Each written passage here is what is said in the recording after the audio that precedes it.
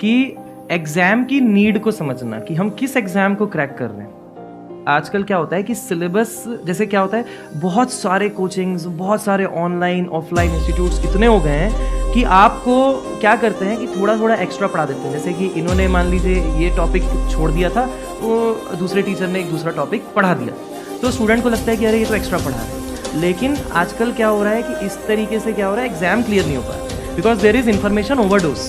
आपको एग्जाम की नीड को समझ के पिन पॉइंटेड स्टडी करनी है जो काम की। बिकॉज मैं आपको एक चीज बताता हूँ कि एक एक व्यक्ति को एक एक सब्जेक्ट के एक एक टॉपिक में पीएचडी करने में 7 साल लग जाते हैं।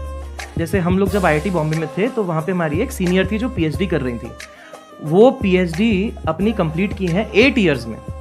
उनका शादी हो गया, बेबी हो गया, सब हो गया, पीएचडी उसके बाद हुई कंप्लीट, वो भी एक टॉपिक में।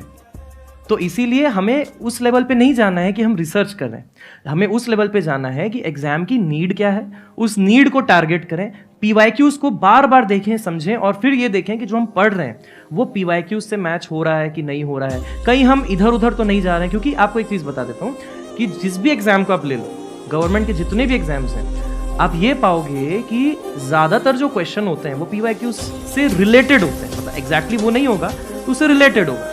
तो अगर आप जितना स्टडी अच्छे से पीवाईक्यूज को करोगे, उतना बेहतर तरीके से आप अपने प्रिपरेशन को चैनलाइज कर पाओगे।